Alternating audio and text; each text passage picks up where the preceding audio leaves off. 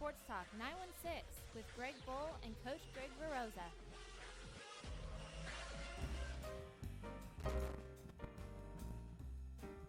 If you'd like to participate in this show and listen live, there's a number of ways to do it. You can go to the Mixlr app, or you can follow us on Facebook Live every Sunday. You can also go on the wildfireradio.com website and listen to us Tuesdays at 3 o'clock Eastern, 12 o'clock Pacific. And if you want to contact us, head over to our website at sportstalk916.com. There you'll find all of our social media feeds, bonus after-hours content that you won't hear anywhere else. Good morning. I just had to get that out. Right. Episode 240 of Sports Talk 916 is on the air, live, coming to you from the beautiful downtown city of Rancho Cordova. When do we go downtown? I don't know. My name's Coach Greg Veroza. Right there is Mr. Chief, Greg Bowl. Coach Greg, Mr. Chief Bowl. Whatever. What's going on, man? How was your week? Not much. I'm older. That's right. Not sure that I'm wiser, but I'm older. Well, no, you are wiser because you didn't go out drinking last night. You're right. Went to a comedy show, but did not go out drinking. Good for you, because you drank enough for a couple of weeks. Yeah. I think I'm done for 2018. Honestly. It was a cool birthday party. We had a birthday party for Greg and kind of a reuniting party with his biological mother. That was reuniting or uniting party. Yeah, ish. Well, you were united at once, right. At one point. So that was pretty cool. A bunch of friends came over and had a couple of beers. Yeah. I was really good. I only had one. But, yeah, it was really cool. Some people got a little more. I was waiting for the tears, but I didn't see them from you. No, there wasn't too many of those, but there was plenty of Your vomiting. Your mom, on the other hand, was... A little bit. Anya was a little crying. That's all right. We love her. She fits in perfect. It's going to be fun to get to know her even better. Oh, yeah, without a doubt. Let's see what else. Just hanging out. Lots of work this week. I have to cancel the open house that I was going to do this afternoon. Not feeling too good, so going to kind of take it easy. And, yeah, other than that, everything's fine. Right on. How's your bracket? My bracket was done the minute Arizona took the floor. Nice. Thanks. So that whole South bracket, which is the one on the upper left, yeah, all red. Between Arizona and Virginia, I can't win one more game in that bracket. So I obviously lost the Virginia game, but I had them losing to Kentucky in the next round anyways, so it didn't really affect anything that I had going on there. I didn't check as of yesterday, but as of yesterday, my Final Four was still intact. My Final Four includes Kentucky, UNC, Duke, and Alabama. So unless Alabama or Duke lost, then I'm still good. So. Yeah, no, you're pretty good. I think Alabama lost. Ah, fuck. Yeah, they lost. Yeah, so. So. Whatever. I don't watch college football or basketball anyway, You don't so watch it doesn't either really one. matter.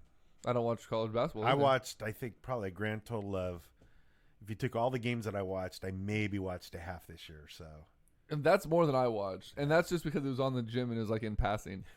TJ says UMBC set his on fire. I think it said everybody's on fire. So out of, what did they say, out of 50 million brackets that ESPN had after the Virginia game, there was none that were perfect. Well, that means... Which makes sense because 16 had never beaten a 1 before. Right. You know what's funny is every year when we do our bracket, I always look at the 16 and 1s and I usually pick one of them. Mm-hmm. I didn't do it this year, but I look back at previous ones because there's a history of it on the app we use. Every single year that I've taken a 16 to win that didn't win, I've taken it out of that South bracket. So if I would have done that again this year, I would have been like the only person on the planet to predict Probably. that game. Absolutely. But it happened. There were guys making just gobs of money putting on parlays with UMBC beating Virginia and somebody else. Millions of dollars. So crazy. Let's see. Anything else in the world of sports we want to talk about before we get into the big topic, which is football? The Kings don't know how to tank. They don't. And you know what? I'm all right with it. Let the young kids play. They actually looked good last night. They competed. You could tell that they wanted to win. It was the best game that I'd seen Fox play pretty much all year. Yeah. He actually looked like he was starting to get it.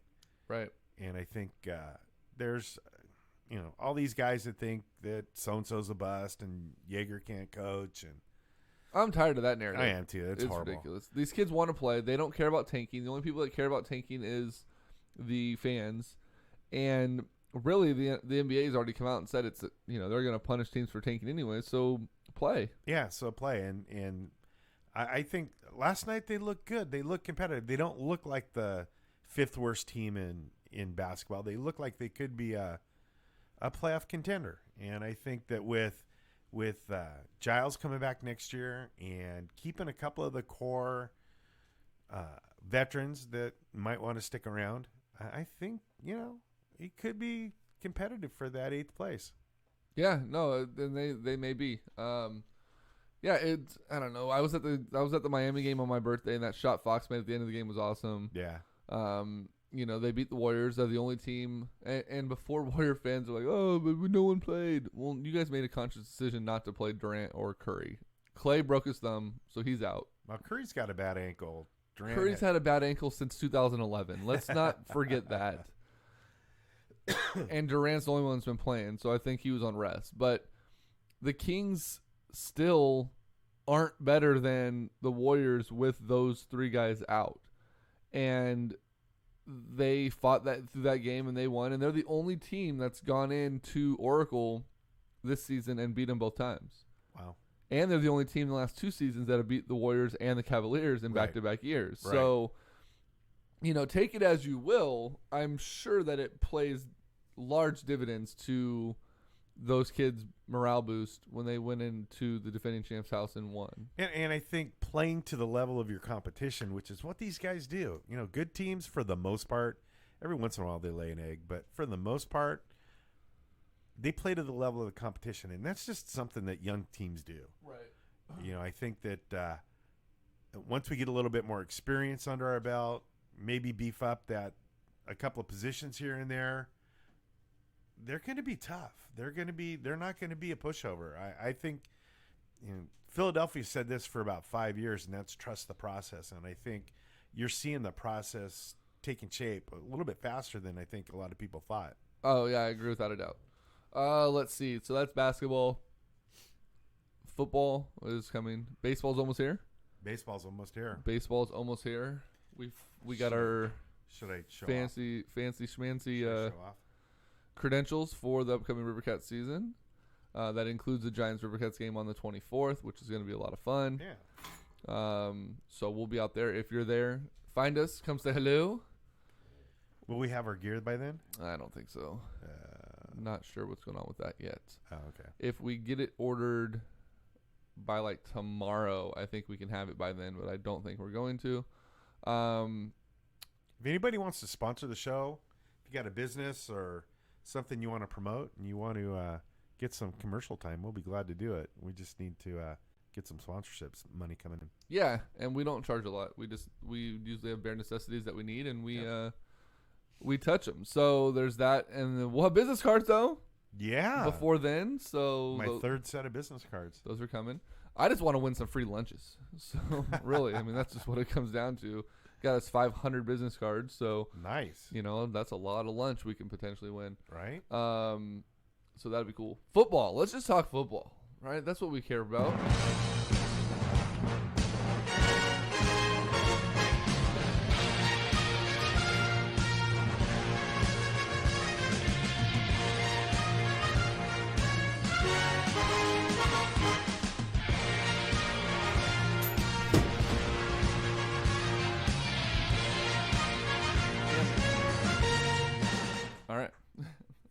Go smoothly as I had hoped it would have. Did you drop your phone? No, I dropped my speaker.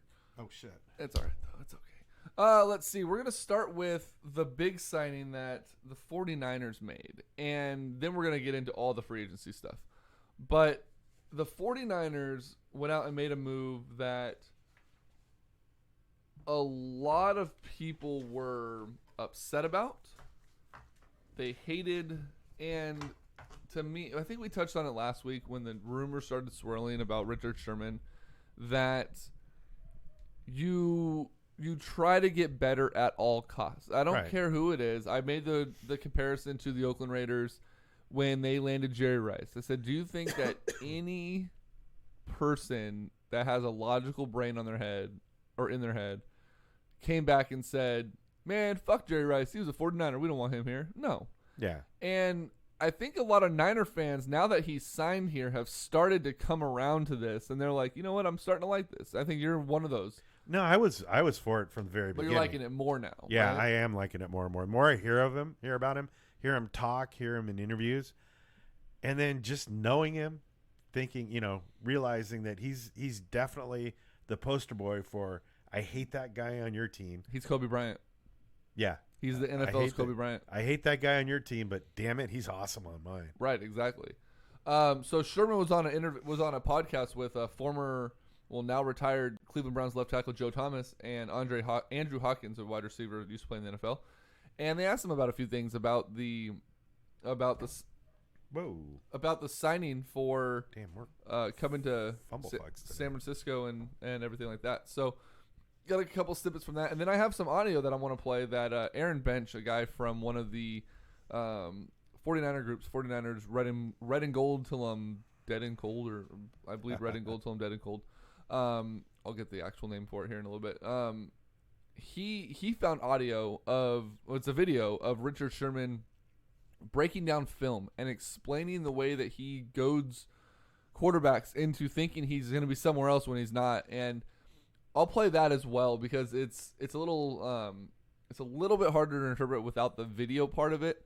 But just hearing him talk is amazing.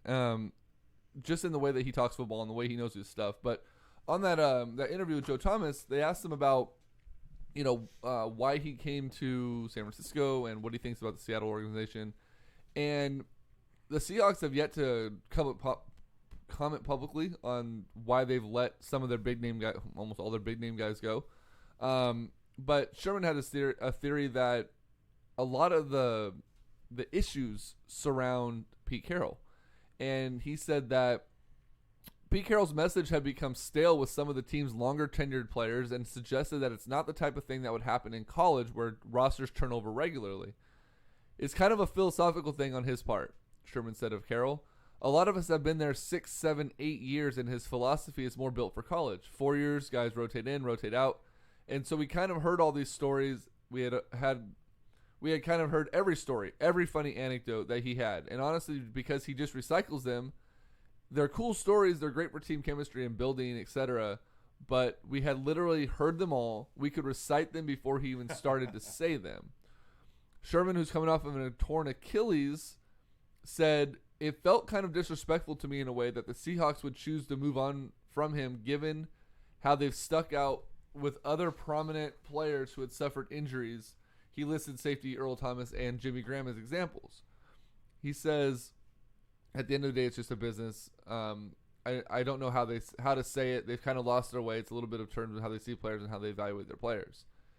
He said, maybe, hold on. It says, at the end of the day, it just became an issue of devaluing core players that are playing at a high level and really being curious about younger players and curious about the unknown. They say, maybe this guy's going to be the next guy. Instead of saying, hey, you have a Hall of Fame talents in your secondary. How about you ride this out? It'd be like Pittsburgh saying Troy Polamalu is great, but let's figure out what the guy behind him has. Sherman refuted the notion that he chose to sign with San Francisco, the division rival, out of a desire to stick it to his former team, saying that one reason he chose San Francisco was because they offered him an opportunity to remain on the West Coast, which was a priority. Now, this came out before the John Lynch thing came out that he said about wanting to stick it to Seattle twice a year, and that he's a vengeful guy, which I love. I love that about this. He says a lot of factors went into this decision. It wasn't just, hey, the San Francisco 49ers play Seattle and it's a big-time rivalry, I'm going to sign with them. He said at the end of the day, they were the first team that called. They were the team that showed the most interest, offered the most money, and once we did our medical, because he's coming off of 2 off-season surgeries on both legs. And at the end of the day, they needed to be protected in case my injuries never heal the way they're supposed to. I never return. My ability to play football at a high level isn't there anymore. He says, and I was fine with that. I trusted myself. I trusted my ability to heal and to rehab and to grind. And I wanted to be protected in the case I do return to form. I returned to form, and I play at a Pro Bowl level, and I'm voted to the Pro Bowl, All-Pro, etc. I want to be compensated as such, and the number that they offer me, I was comfortable with. I get my money guaranteed once I make the Pro Bowl. I make All-Pro, and it gets even better. That was something I was really comfortable with on top of my family. My family needed to be on the West Coast. That was a requirement for a number of reasons. Sherman said that the Seahawks did not ask him to take a pay cut that would have lowered his scheduled $11 million salary. He reiterated that he gave the Seahawks a chance to match his offer from San Francisco. He said they were just going to give me a chance to fill out free agency. I don't think they thought I would get a decent offer. And then he was asked about Carroll's future at 66, being the oldest head coach, and if the direction of the franchise would impact how long he wants to coach for. He says, I think it depends on the season, how the season goes for them. If they do great, get to the playoffs, and continue to have the success, then I think he continues to go. But if things don't go as planned and they don't get to the playoffs and they have a rough year, then I think that'll weigh into his decision. The legacy begins to get tainted at that point. And if you listened maybe 2 weeks ago, that was one of my predictions for the upcoming season, was if the Seahawks don't make the playoffs, Pete Carroll retires. So I'm on the same page with Richard Sherman, who Absolutely. had a well, he listens to our show. Yeah, 1,400 SAT score. Yeah. One funny thing about Sherman, too, that I thought was hilarious was one of the 49er fan groups actually started a post of 49er fans that were blocked on Twitter by Richard Sherman because someone had tweeted to him, hey, can you unblock me now that you're a 49er? And his response on Twitter was, man, I'm going to need a list of people that I can unblock so that I can get them back on the Twitter sphere. So there was a couple of journalists too that he did that to. That he's now unblocked. Yeah. Do you want to hear him talk a little bit about film? Sure. All right, let me pull this up.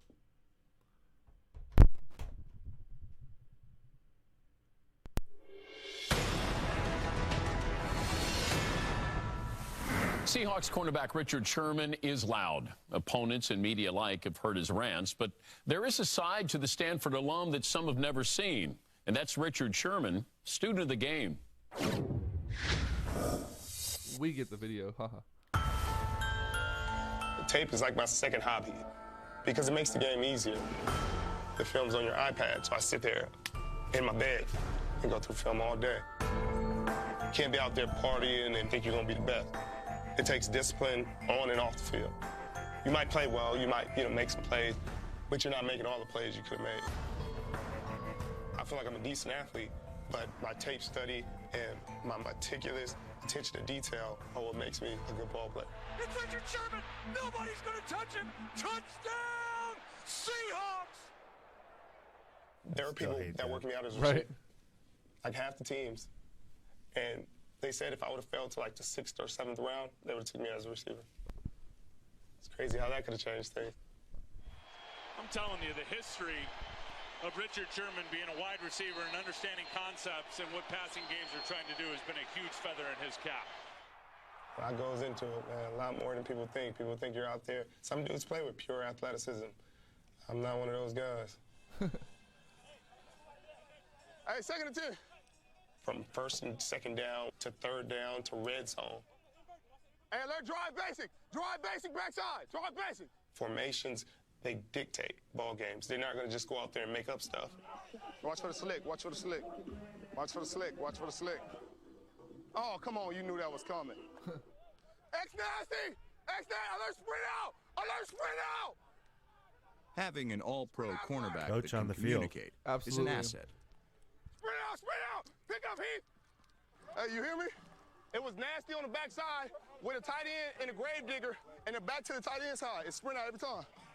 Say what? Sprint out, sprint out. So it's going to be hitch. That's Earl Thomas saying, but say what? what? But they're going to run to that hitch, so they're going to throw it. They're going to try to out-leverage third. And the only way you can get there is the sprint as hard as you, and you probably still ain't going to get there. It's made to beat that coverage. It's hard. Okay, so what do you got exactly? What are you saying? Boot. Alert boot. Okay. Alert boot or alert sprint out, depending on formation. But yeah, that's alert QB movement. Because he's trying to get over there to the other side so he can be in I that. didn't say it. I was just like, yo, X nasty. Basically, Okay, his teammate was like, "Oh, I heard you say it, so I said it, but I didn't know what the hell it meant." Like right now, alert sprint out, alert boot. X nasty. See, he gonna run a hitch, he gonna run a 7, or they gonna run a ball. Or they're going to run the ball. Let us get back in this spot. People are like, oh man, the best corners, man, nobody throws to their side. You're not a best corner if nobody's throwing to your side. Because the best corners get picks. And they get picks because they bait quarterbacks into throwing to their side. Showing them exactly what they want to see. They want to see a picture of me closer to the number 1 receiver than the number 2 receiver. I will give them that at the snap. But by the time the ball comes out, I'll be where I intended to be. So I'll give him what he wants, what he thinks he's seeing. And he'll throw it, and he'll be like, you sneaky, sneaky. Richard Sherman ended the Rams' 2012 season with an interception. Intercepted. Richard Sherman. Tell you the truth, he hadn't really tried me all day. I was kind of pissed. Tim Jennings had just got another pick. I just watched it before we played. And so he was at 9. And I was like, so you're not going to even give me a chance to get to 8? His 8th interception of the year, and he just baits this the whole way. For quarterbacks like Sam Bradford, who are just off a rhythm, like bam, bam, bam, bam, bam, ball, you have to be a little more sneaky. You have to let them get the picture they want. I'm showing them what they want to see. I'm giving them an illusion of sorts. They were in trips.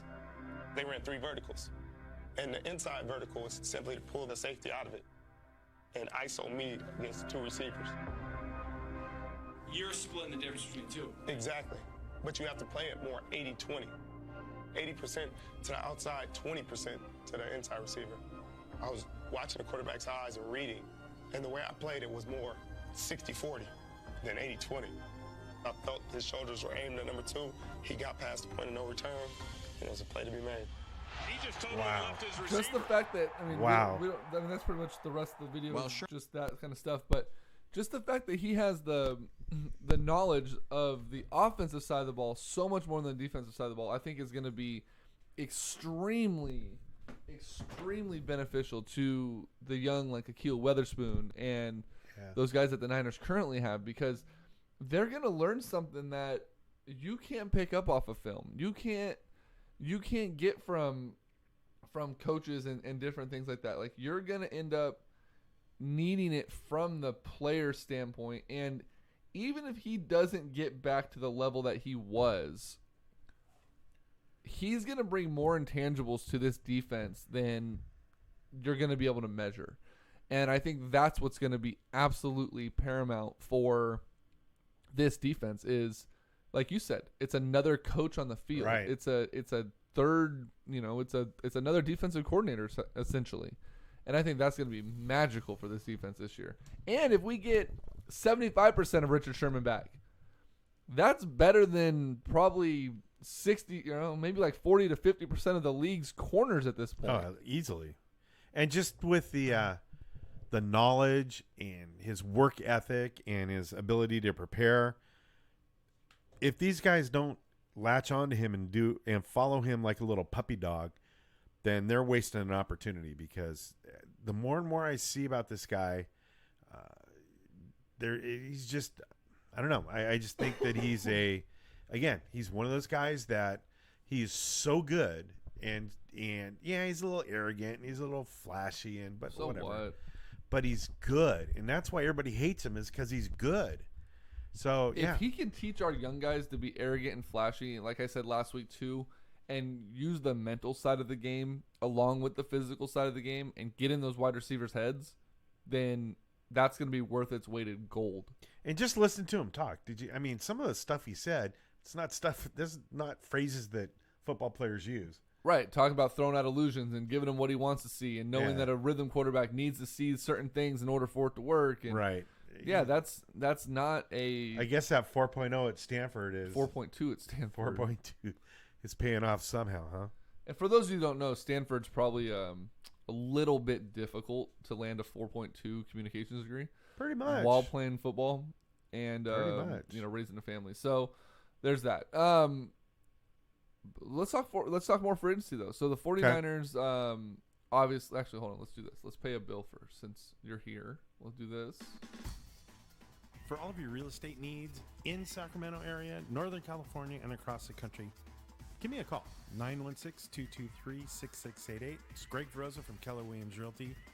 If you're out of the area, I know people all over the country that can help you out. So give me a call, 916-223-6688. Or you can go to my website, gregveroza.com.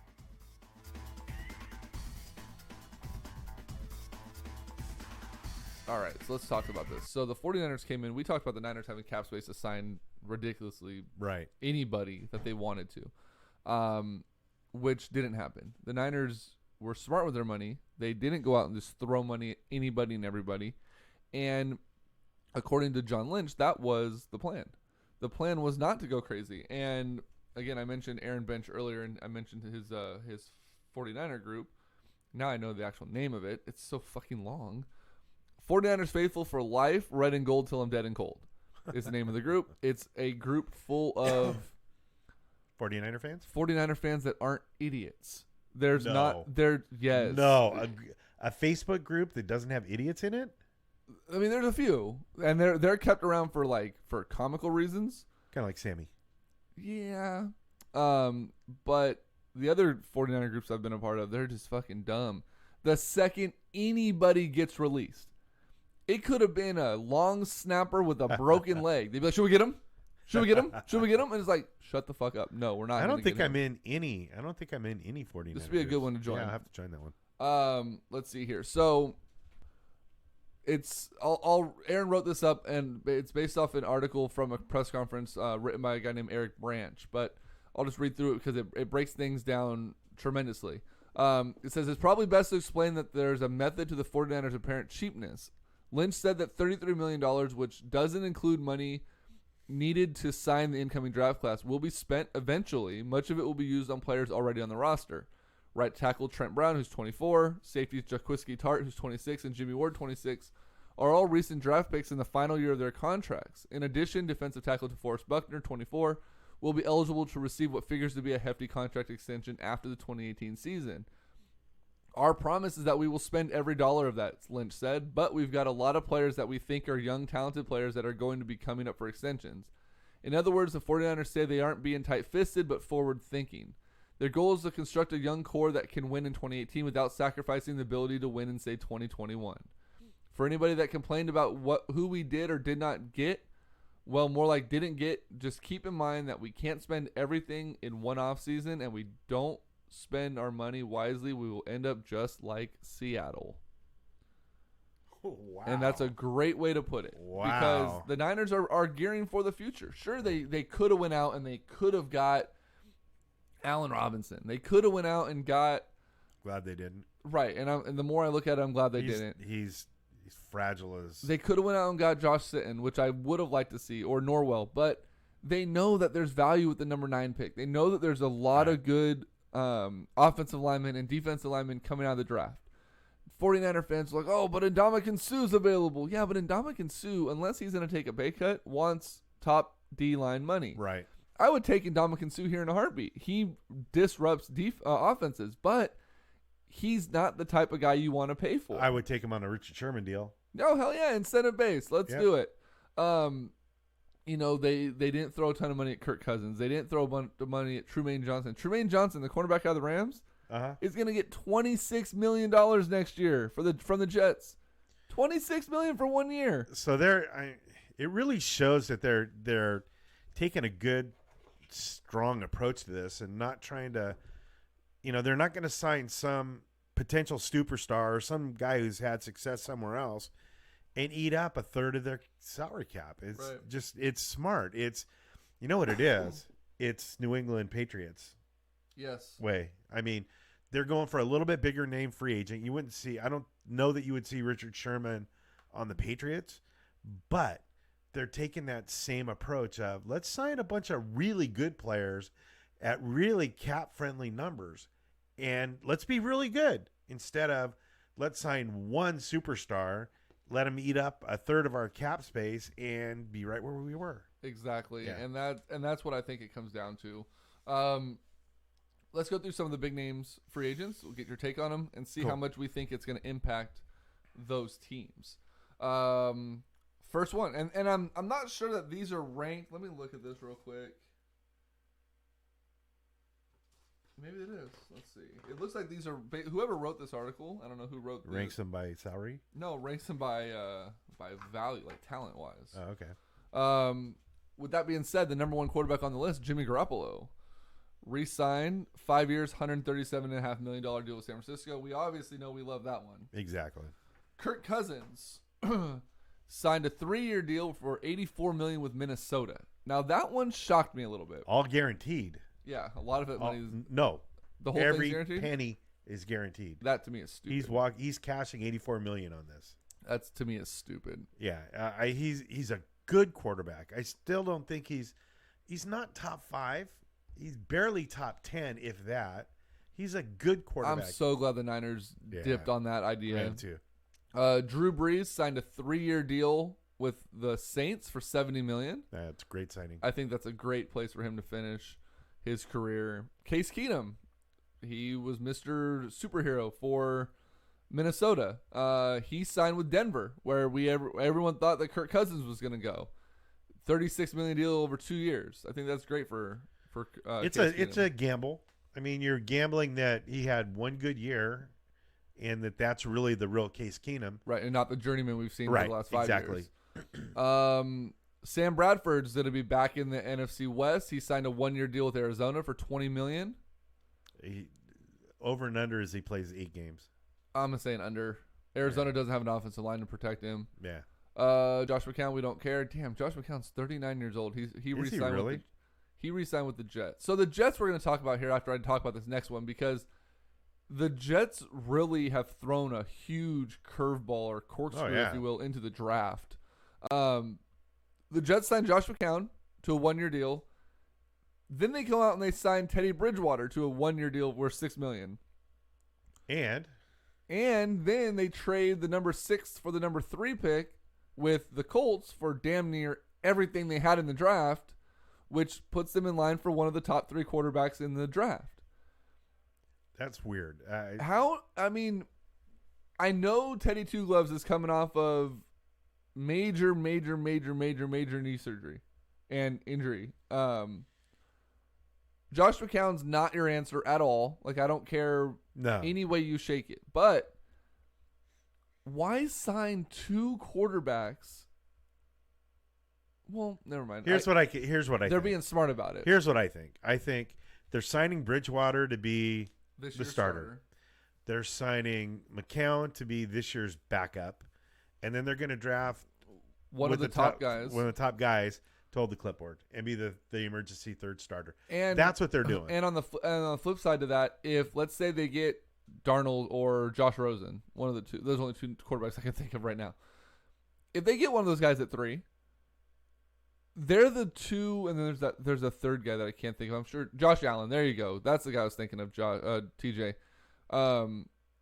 Josh Allen has the ability to come in, and if Teddy Two Gloves gets hurt, we'll talk about that in a minute, Joe. And damn it, and McCown just isn't good, then Josh Allen, Rosen, or Darnold could essentially come in and play football this year. But Bridgewater gives them the ability to not have to rush him in, whoever he ends up being, and play this year. So it's a security blanket. And they had no quarterbacks on their roster anyway that were worth anything. So, you look at it at first glance, it's like, what are they doing? And then you go thinking about it a little bit more. It's actually pretty smart. And I think, what are the 2 salaries that they signed those guys for? $10 million for McCown, $6 million for Bridgewater. Yeah, okay, so that's nothing. Let's see other quarterbacks. Mike Glennon, who just signed a huge deal with the Bears last year, got cut. He's with Arizona now. Talk about falling from graces. Didn't he sign like a 4-year, like $39 million deal or some stupid shit for him? Yeah. 2-year, $8 million deal with Arizona. Yeah. A year later. Wow. Ryan Fitzpatrick stays with Tampa Bay on a 1-year deal. Tom Savage is going to back up Drew Brees. Matt Barkley, who was with the Niners last year for a brief time, is signing with Cincinnati. Every time I hear Matt Barkley, I think of Charles. I think of Charles' He's big old butt playing quarterback. Right. And that's pretty much it. That's as far as quarterbacks go. By the way, have you seen those Charles Barkley commercials on the with Samuel L. Jackson and Spike Lee? Yes. What up, Albert? This year's batch is by far the best. Yeah, they're pretty by good. far the best. Albert Chavez. What up, Albert? What's up, buddy? We got that commercial spot waiting for you, bro. Just let us know when. We'll get you going. Quick little thing. Albert's worked with Greg for a long time. Yeah. Albert was my mortgage lender. He hooked it up with awesome service. So if we get him on board, you guys will be in a treat if you're ever looking to buy a house, because Albert is the man. I mean, I think last week he posted 4 or 5 deals that got funded in under 10 days, or like, it was some crazy closing rate. So Albert's the dude to go to. We'll have him on board soon. Yeah. Running backs. Le'Veon Bell was tagged by Pittsburgh. He already came out and said he's not participating in OTAs. He's not participating in training camp. He's not even going to participate in the preseason because he's tired of being tagged. He wants this deal, and I don't get why Pittsburgh is not just paying the man. Because I think it kind of goes back to what we were talking about earlier, and that's not having one guy eat up a big chunk of your salary cap when pretty much the chances are that by the time he's in the middle of his contract, he's not going to be as effective as he was in the past. So, they know that they have him. They know that nobody's going to match that number. So they really, it's a poor thing that the NFLPA did in negotiating the last contract with having the franchise tag. It really doesn't help the players at all. It's going to take somebody like Bell to sit out an entire year, which I don't think is going to happen. Nobody's going to risk not having that much money. Nobody's going to leave $26 million on the table. So the NFL, the teams know that they have the players by the nuts, and just by putting that tag on them, they know that nobody's going to match him. Yeah, but they can't tag him after this year. This is the last year they can tag him, so they're going to have to nut up or shut up, or they're going to lose. How old is he? He's 27? 26. 26? Yeah. He's still got but he's going to want a 6 or 7 year deal. But by running back age, 26. It's prime age. Yeah, but they usually start to crop out by 32, so 6-year deal puts him right there. 30 is the magic number. Yeah, but Le'Veon Bell's been hit probably 90% less than any running back in football. I don't know. He's had more carries the last couple years than anybody in football. Yeah, but he doesn't get those. He doesn't take those big hits. He gets. Yeah, I don't know. I think you're gonna. There's been very few running backs that go past the age of 30. Maybe. Let's see. Deion Lewis, another one that was linked to the Niners. I'm glad they missed out on that. Yeah. 4-year deal worth $20 million to the Titans. Carlos Hyde, 3 years, $15 million with Cleveland. Yeah, deuces, fucker. I have no problem. I'm not upset with him at all. Let him go somewhere else. Right. I have not been a Carlos. He does not fit. At all here. He doesn't.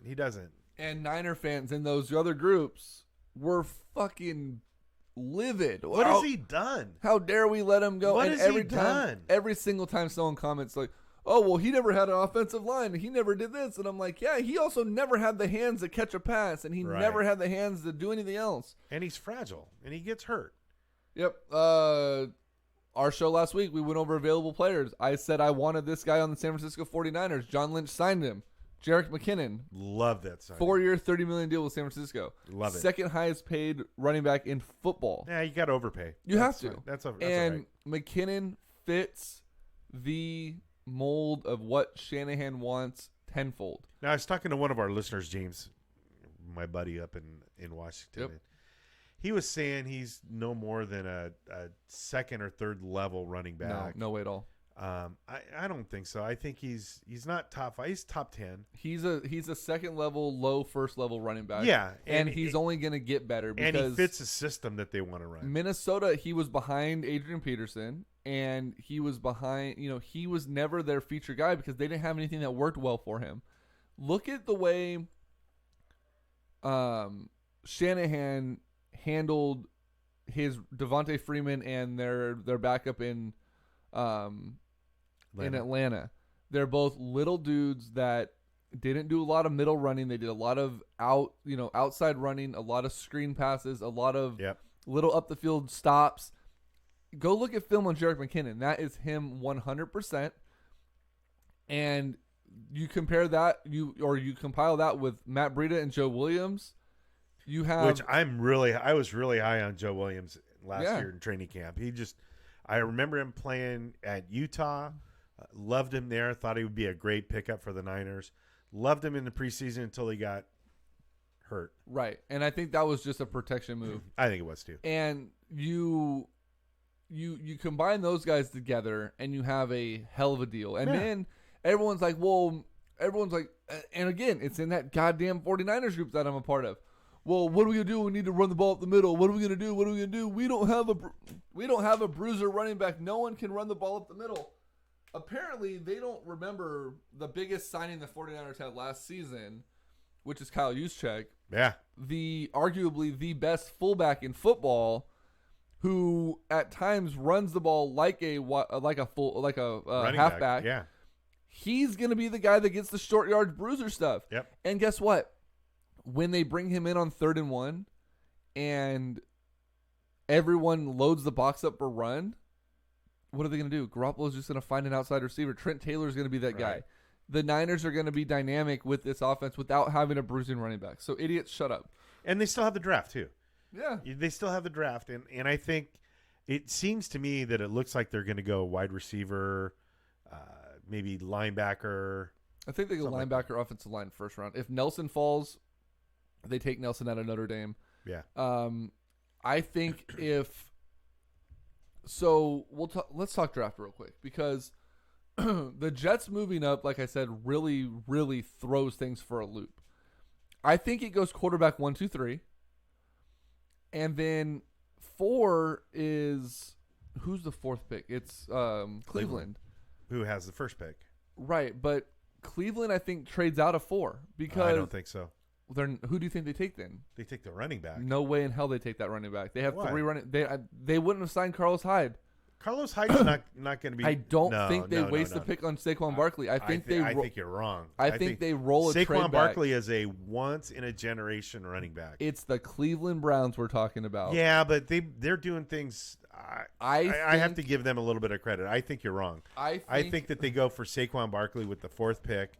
Now that the Jets have moved up to 3, they know that unless the Giants do something stupid and not pick a quarterback to start grooming for Eli's departure, it's pretty much guaranteed they're going to go quarterback 1, 2, 3, and then you're going to have Saquon Barkley, who they just don't come around like that. And Carlos Hyde's not he wasn't the answer here. He is Darren Sproles light, where he comes in for 3rd down as a change of pace back. He's not a feature back. Saquon Barkley is your feature back for the next 10 years. Yeah, and I agree with that, but I also feel like Cleveland has a lot more holes they need to fill.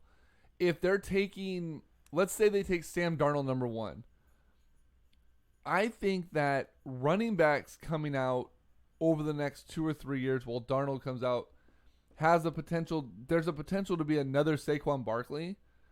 Nelson out of Notre Dame, I think, is a smarter draft pick at this point because they need to protect their friend. They've taken franchise quarterbacks like 30 times in the last 12 years, right? They've never addressed their offensive line except for Joe Thomas to fix that. And he just retired. Yeah. So I think Nelson or the offensive line could be a higher priority to. But again, like you said, it's the Cleveland Browns. It is. And TJ, I don't think the Browns take Saquon Barkley number 1 overall. I don't. If the Jets didn't slide up, I would say that yes, because they would, because the Colts weren't going to take a quarterback at 3 or at 4. 3. Now that they're out, you have to go quarterback if you're the Browns. You can't risk the guy you want not being there at 2, 3, or 4.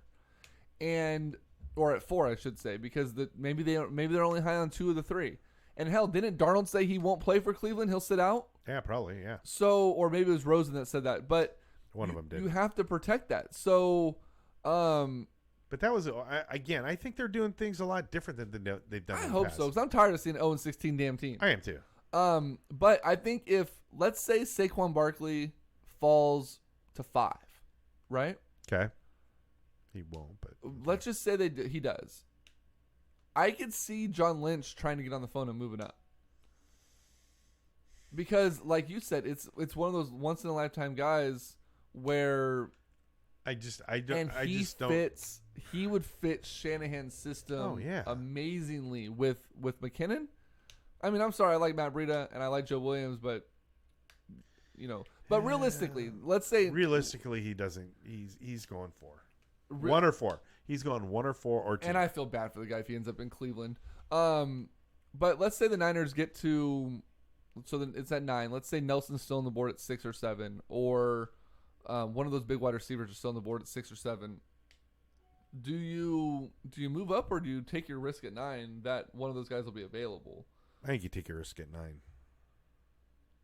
Yeah, I mean, it's John Lynch though. I mean, John Lynch is extremely meticulous when it comes to the draft. I mean, he proved that last year.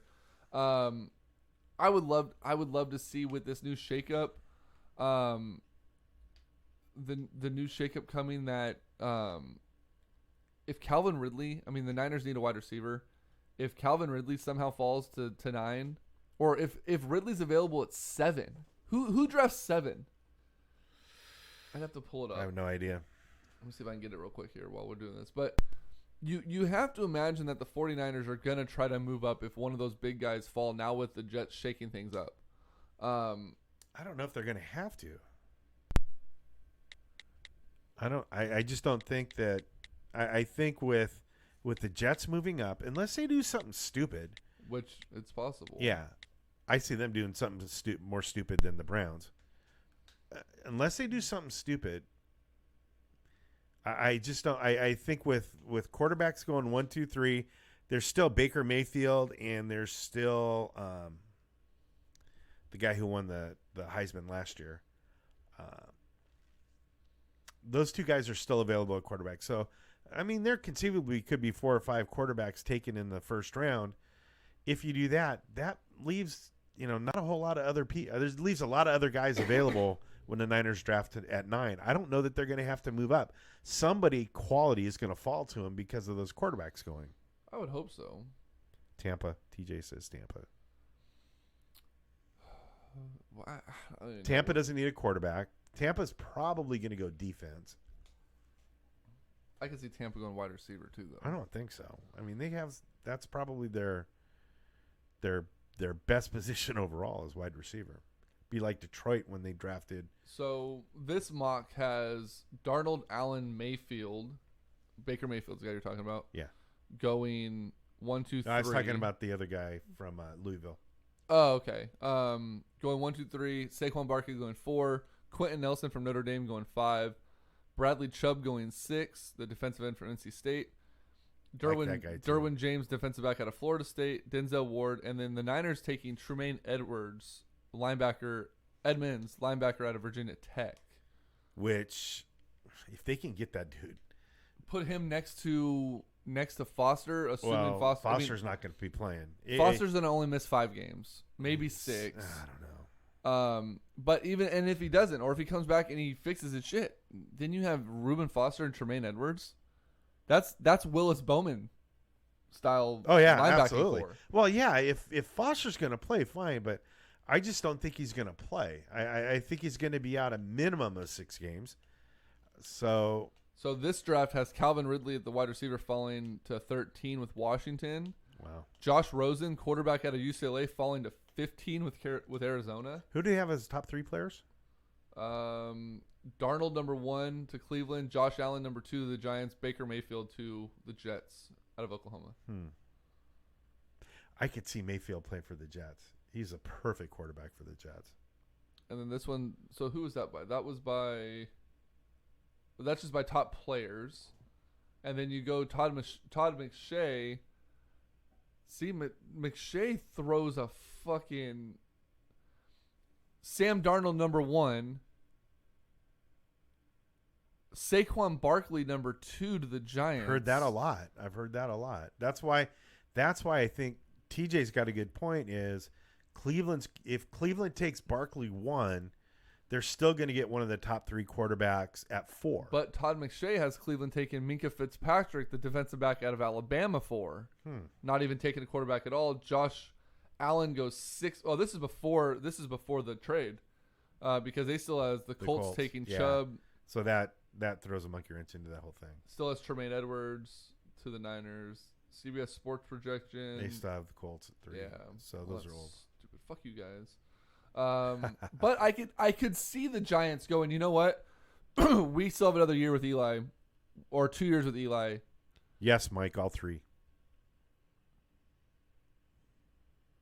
I flip them around. I go linebacker, offensive line, defensive line. Yeah. I may even put linebacker or offensive line first because you got to protect Garoppolo. Oh yeah, absolutely. Which the good thing about offensive linemen is you can get great offensive line. I've said this for years. 3rd, 4th, 5th round. Absolutely. That's where you're going to get. Those are the guys that are going to win the Super Bowl. Because they're not the sexy names. Yeah. And so I'm fine with them not picking unless you get the Joe Thomas type, the Jonathan Ogden type that you know is going to be a Hall of Famer. He's going to be there for 10 or 12 years. You can just stick him in there and he's done. Unless you can get that guy, then I think you just load up on 2nd, 3rd, 4th round, even 5th round offensive linemen because you're going to get good quality guys there. So this one updated has Darnold, Barkley, Rosen, Minka Fitzpatrick going to Cleveland. Denver taking Josh Allen. Bradley Chubb going to Indy. Quentin Nelson, the guard from Notre Dame, going to Tampa. And then the Niners still taking Tremaine Edwards. So it's going to be interesting. Like I said, so if this was 3 years ago and we had fucking Balky. I say he's an idiot. Running our draft, then, we take a fucking punter. A fucking punter! In the 1st round. We just signed another punter. Right. With Lynch, though, I wouldn't be shocked if somehow he fleeces someone and moves up to 5 or 6. Like he did last year, he somehow convinced Chicago that he was going to take Trubinsky at 2 when he had no intention to, move back 1 spot, let them have him, still got the guy he wanted in Solomon Thomas, and got another 1st-round pick. Yeah. Like, if anyone can pull it off at this point, I think it's definitely going to be John Lynch. And I'm okay with that. Move up to 5, 6. Get, you know what I mean? Like, get the lineman out of the Colts need more help than just the 6th pick. Go get the 6th pick from the Colts. Get the dude out of Notre Dame. Protect Jimmy Garoppolo. If Barkley's there, you grab Barkley. If Cleveland somehow fucks that up, and no one else takes him, you grab the best available if you're at 5. Look at Mike. Goddamn. I would hope under John Lynch that the 49ers will not draft a fucking punter. I'm not letting him edit us today. Let's go through a couple more notables on the free agency list here. LeGarrette Blount signed with Detroit. Talk about going from high to low. Yeah. Back-to-back Super Bowl champion, and then that. Muscle Hamster came to the Bay. He's with Oakland. Lynch is staying too, so Lynch may not be staying. We'll see how that works. Well, they said he's going to stay. That was a report yesterday. He's staying. Right. Jarvis Landry. Lasting is a whole different thing. Landry signed a 1-year deal with Cleveland. Allen Robinson goes to Chicago. Sammy Watkins goes to KC. Talk about loading up for the young kid there. Marquise Lee stays with Jacksonville. Paul Richardson, a guy who came out of Seattle. I'm disappointed in our followers on Facebook that did not get the gist of my post, because Adam Schefter reported the Paul Richardson deal at 4 years or 5 years, $40 is the way he first posted it. And that's what I posted on Sports Talk. I saw that. About the Redskins being the best negotiator ever because they got him for $8 a year. And everyone's like, well, he wasn't that good of a player. Like James was like, well, he wasn't that good. Like, he couldn't even stay on the field. I'm like, you guys aren't getting it. They got him for $8. Like, It's like a auction draft in fantasy football. I went in for $8. Right. That's my. And he accepted it. I was like, damn. Either they're the best negotiator or he has the worst agent ever. I got that, by the way, when you said that. It took me a couple of times looking at it. But Right. Jordy Nelson signed with Oakland, 2-year, $15 million deal. That left room for Crabtree to be released. Crabtree signed a 3-year, $21 million deal with the Ravens, where wide receivers go to die. Jordy Nelson, I think, is an interesting sign. I would have liked to see the Niners throw a little bit of money at him. I'm glad they didn't throw $215 at him like the Raiders did. Yeah. But I thought something was cool. Tim Brown went on Twitter after they signed Jordy Nelson, and he tweeted Nelson and said, "Look," he said, "I went to Oakland, or my career changed at the age of 32 when John Gruden came to Oakland. It was the best years of my career. Oh yeah, enjoy it. You're in for a treat." And I think Derek Carr and Jordy Nelson are going to be a fun one to watch. If he can stay healthy. I really hope he can, because Jordy Nelson's one of the better wide receivers to watch play football. Absolutely. And he's got hands. Crabtree, who was Carr's go-to guy, you never knew if he hands too, but his attitude. Nelson doesn't have the attitude and but all he's about just me not, persona. I don't think he was reliable. He just wasn't a reliable pick or a throw. He just was too inconsistent, and he couldn't stay on the field either. So I think if like I said, if Nelson can stay healthy, we definitely know that he's a reliable receiver. He's got good hands. If it's thrown in his direction and there's any way it can be caught, he will, which I don't think Crabtree did. It had to be almost a perfect pass for him to catch it. I'm not a Crabtree fan at all. I'm glad that the Niners didn't go after him once he got released. Except for one reason. I would have loved to see what happened. Him and Sherman on the same team. Right. Hold on. Let me see something here.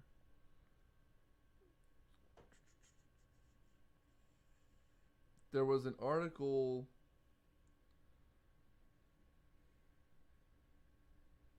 That someone posted about. I can't find it.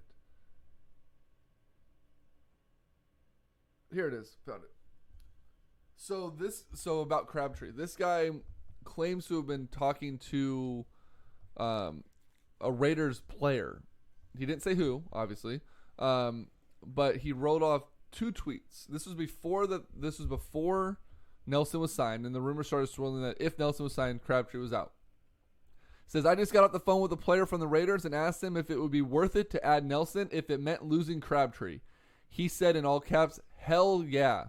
Nelson is an upgrade on and off the field. Oh, yeah. The player added, Crab wears on you. He's spoiled, pouts, and don't work hard after he's been on our team for a couple of years. He thinks he's better than he is. So, yeah, Nelson will be welcomed. I hear he's a great dude and works his ass off." Yeah, yeah.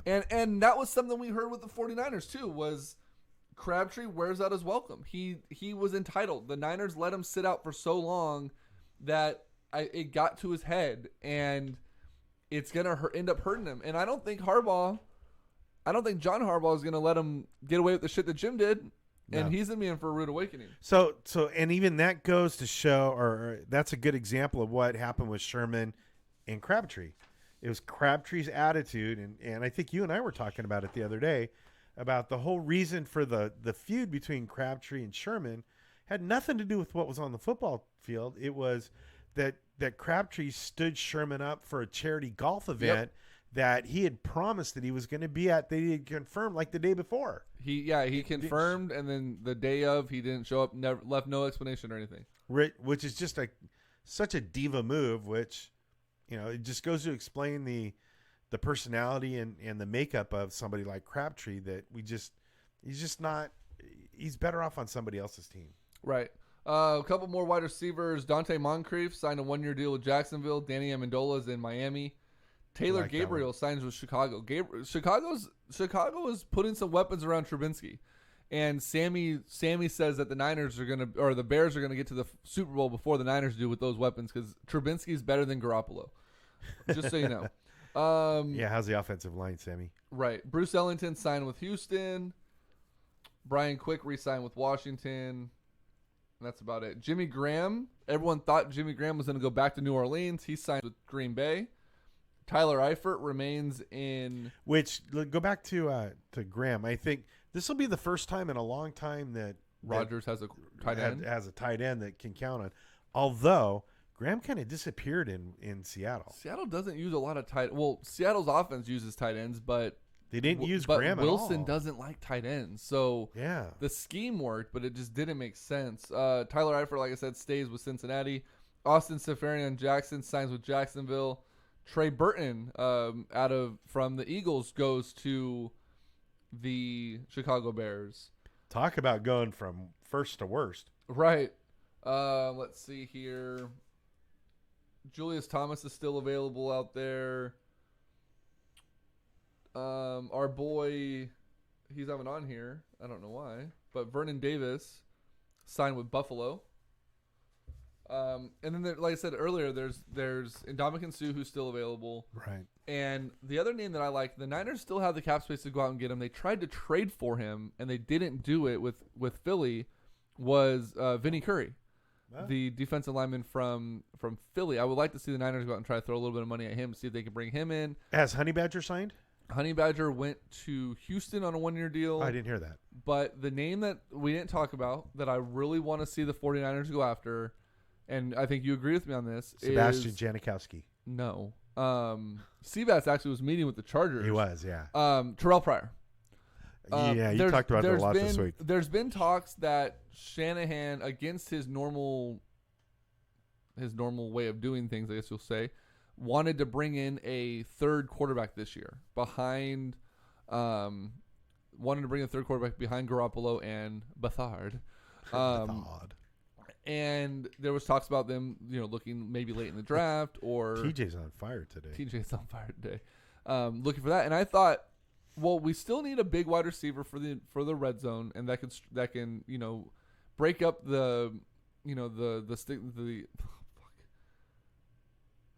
break up the style of wide receivers that we currently have. We have Trent Brown, we have Bourne, we have Gerson, we have Goodwin. Put a big guy out there that can really disrupt the defense. And I thought Terrell Pryor makes perfect sense because you don't take up a 53-man spot with a third quarterback, but you instead fill that with Terrell Pryor as a wide receiver who also goes in and slides into that emergency quarterback role should something happen. I think that's. You don't roll Bradley Pinion back there. You don't roll your kicker. Like a lot of teams do, they have their punter as their third quarterback. Terrell Pryor fills that perfectly. He can learn the system. He'll be a wide receiver, so he'll know the offense. Right. And you let him run the third quarterback option. I think that's a great idea. I love that idea. They've been linked to him a few times, so we'll see if it happens. Let's see. Marcus Cobell, what's up, man? New face. I like that.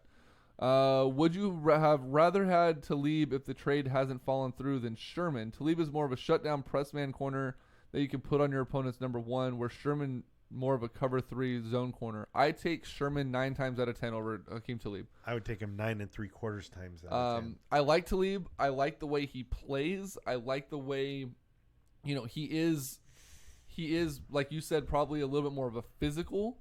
But we played some audio earlier about the mental side that Sherman brings and what he can bring to the young guys that are here. And, he's an arrogant asshole as far as the way he plays on the field, but that edge gives him an advantage. Right. Talib is just an asshole. I mean, Sherman hasn't been in any fights. Talib's been in 3 or 4. When he was with Denver, when he was with New England, like he was a punk. And he's been, I know it's kind of hypocritical to say because Sherman's coming off of an injury, but Talib's 2 years older and he's been hurt and he's not recovering as quick as he used to. He went to Oakland, right? Talib did? LA, that's right.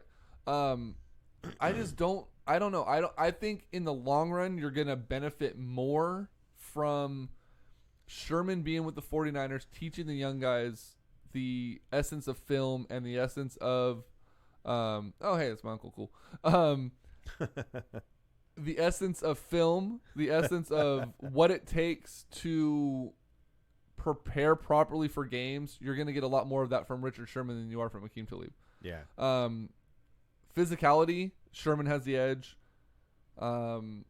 Athleticism, I think Talib I think Talib has that edge, but, Akeel Weatherspoon and Jimmy Ward and, the young corners that the Niners have out there, they're athletic as hell. They don't need to learn that. They already have that ability. Now they need to put the other intangibles that you need to get from, essentially, like we said earlier, a third coach on the field from Richard Sherman. What's up, Bill? Yeah, I agree 100%. I don't like Talib. Now, if they had signed Talib, then you definitely go for Crabtree. Oh, yeah. Just for the shit show that comes from that one. No, Talib, first off, I don't know why you would not want to play for the 49ers. It doesn't make any sense, which goes to show a little bit about his character. He has been a punk. I think he's one of those. He's a diva cornerback, not a team player. Sherman, love him or hate him, he's a team guy from start to finish, and the 49ers are gonna benefit from that. That's a value that they need because they're so young, because they have so many inexperienced players. That those intangibles that Sherman can bring to the game are going to be a much greater help than the physical ability that Talib would have gotten. So, and Sherman fits the scheme. I mean, they can run that cover 3 scheme without any problem at all. Yep. So, let's see. I just don't like the Pats. Thank goodness there's a Super Bowl champion going into the season that is not the Pats. I hope the Pats and the Sea Turds go. Oh, Damn it, Barn Bomb. What now? They're not going 0-16. Neither are the Seahawks. Hell, the Browns aren't even going to go 0-16 this year. The Niners are not going 16-0. And the Niners are not going 16-0. Knock it off. All right, a couple more things. We mentioned that the Rivercats have their their preseason game with the San Francisco Giants on Saturday, March 24th. March 24th. There are tickets available. Yep. The Rivercats, they're not cheap. They're not standard Rivercat prices. There is, if you got $100 to drop on the game right now, you can get $100 all-you-can-eat buffet tickets. Sit out in the home run terrace in left field. Yeah, but we'll be there, so don't worry about it.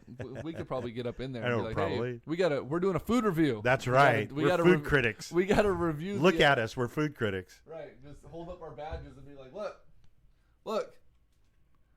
Media credential, Fieldhouse, Clubhouse, Press Box, Suite Level, Concourse, Photo Well. Food critics. We're going to be there. But if you're there, let us know. Tweet us, text us, Facebook us. We'll come out and say hello. Hopefully, if things go well with Albert Chavez or anyone else, like we said, that wants to sponsor the show, we have very, very reasonable donation prices for advertising and website space and audio for the show.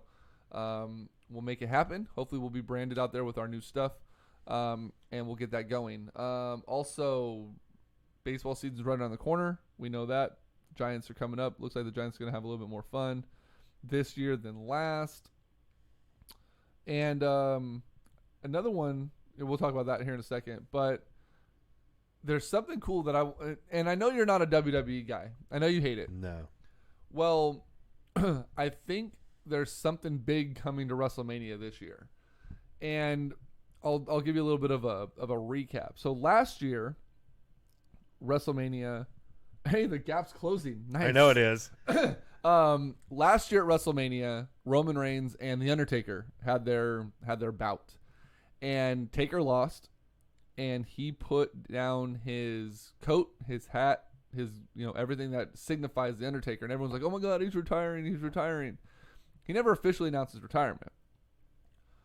I think, and Matt George from 1140 put out an article yesterday, which kind of pissed me off. I was like, "Damn it, this was gonna be one of my takes this weekend." But, and I messaged him. I'm like, "Look, I already had notes written out for this." I was like, "I'm not stealing your idea," and he's like, "No, you're good, whatever." I think that was the signification that the dead man Undertaker that we all know and love, the gongs and all that other crap, retired. John Cena just called out the Undertaker last week on Raw for WrestleMania this year for in New Orleans. Well, everyone's like, "Oh, but the Undertaker retired." Da, da, da. If you're smart and you look at the the hints that WWE has been dropping, Undertaker's going to be back this year. But it's not going to be the dead man walking Undertaker that we all know and love. Do you remember, I don't know if you even watched at this point, but late 2000s, early 2000s, when the Undertaker was the American Badass, he came out on the motorcycle and he had a shaved head and he was like the Harley riding Undertaker? Barely. Well, Kid Rock did his intro for that song, right? American Badass. That was his thing. Kid Rock is the celebrity inductee into the Hall of Fame this year, and they've been playing that American Badass song every single time they mention Kid Rock. So my guess is that Cena comes out and does his thing, and while there's that long moment of silence, you know, waiting for those gongs to go off for the Undertaker and the lights to go down and all this fog to roll out, Kid Rock's going to come out on stage and get his WrestleMania moment and do a live performance of American Badass, and you're going to hear the Harley rev up, and we're going to get the lively Undertaker, if you will, the American Badass version of Undertaker come out, and then that version will retire, and then we see no more Undertaker after this year. Okay, so I haven't watched the WWE or F or whatever the fuck they call themselves now. 25 years. That's a lie. You watch Brock Lesnar here. Oh, yeah, for 30 seconds. Brock Lesnar. So here's what's going to happen. So this is for WrestleMania, right? Yes. Okay, what's the weekly schedule? Monday is like Monday Raw. Tuesday SmackDown. Tuesday SmackDown. Okay, so here's what's going to happen. The Tuesday before WrestleMania, everything you said is going to happen. It's going to happen on one of the weekday shows. It's not even going to be a WrestleMania moment. They're going to fuck that up somehow. No, because then they can make it an even. They can advertise to all the. I almost said idiots. All the suckers that are going to pay for WrestleMania. They're gonna know that Undertaker's going to come back, and you know, with this Harley and Kid Rock and the whole bit. That's what's going to happen. That's the way they're going to do it. That way they can hype it for 4 days and sell more pay-per-views. They don't sell pay-per-views anymore. It's all on their WWE network. Everyone's pretty much already got it. It's only $10. They don't need those. And I guarantee WrestleMania is already sold out. So they've already got their money where they need it. It's going to be... I'd be surprised if it doesn't happen a couple of days before. I think on the flip side of that... I'm debating WWE. Yep, you are. Jesus Christ. They're not even going to have Taker... They're going to have Cena come out week after week, calling Taker out, demanding an answer, and Taker's not even going to show up. It's going to be one of those things where Cena shows up at Mania. What if he pops out as like the Undertaker the couple of days before? Accepts it and then shows up as American Badass? Yeah, there you go. No, I think that they're going to just roll him. They're not even going to roll him out. Roll him out in a wheelchair. Right. They're gonna play the gong every now and again just to make Cena think he's there, and he's not gonna show up. That way he can run his mouth and really hype it up, because Taker's not a hype guy anymore.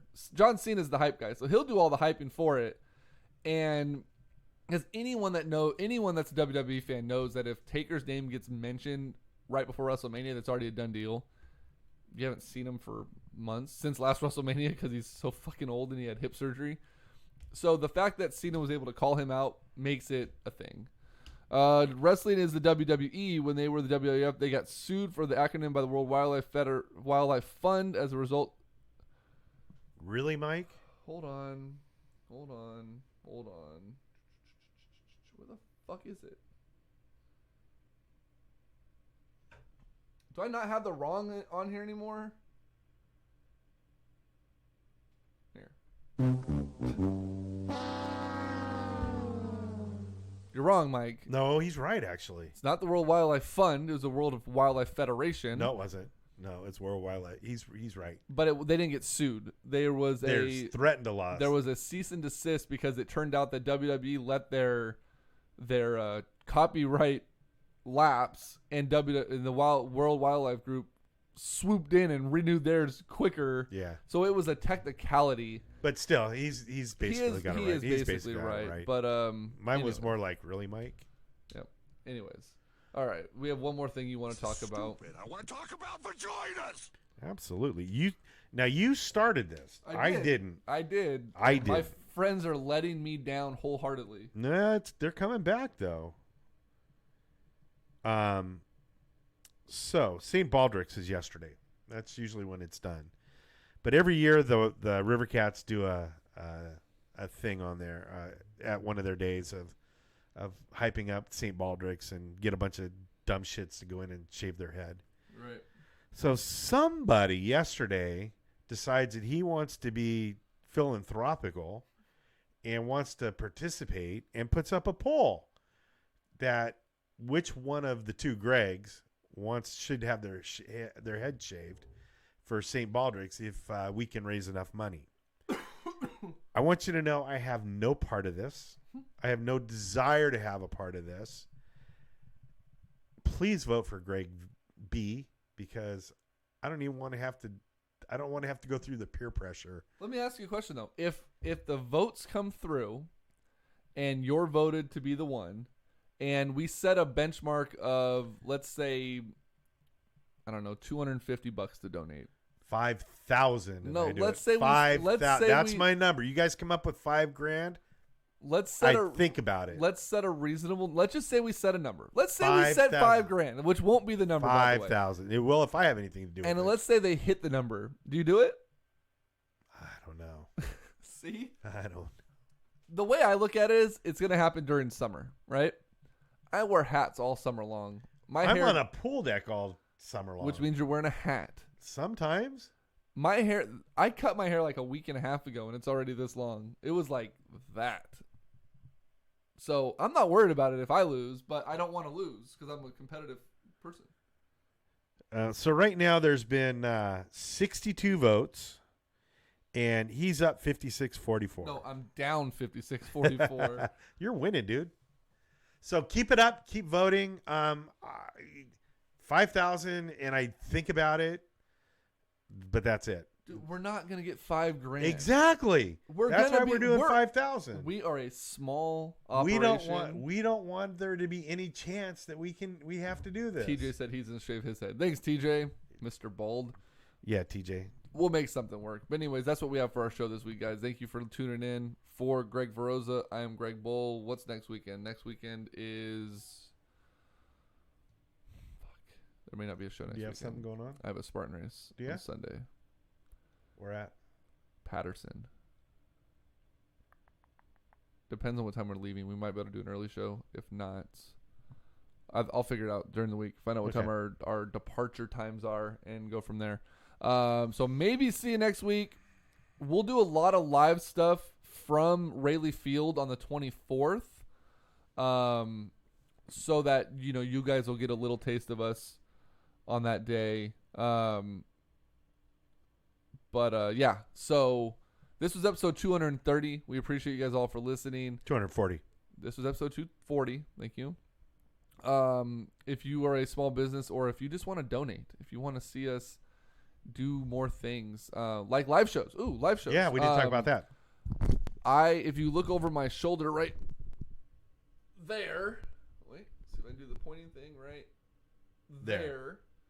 That little nifty speaker thing there allows us now to broadcast audio out from not only Facebook Live, but out into a area, which hopefully will poise us to being able to do a live show. We've talked about doing Fort Rock Brewery for a few months.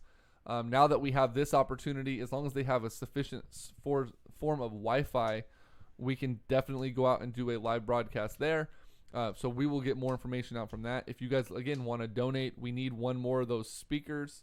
They're $80 at Costco, so there's a benchmark for you. If we can get $80 together, that would be dope. And then we're also trying to get some new, clothes and whatnot with our brand on it so that we look more professional when we're bringing you guys coverage from the San Francisco Giants or the Rivercats this season. With that being said, Greg Veroza, Greg Bowl, this was episode 240. Hopefully, we'll see you guys next week. If not, we'll see you guys at Rayleigh Field. Night, Larry.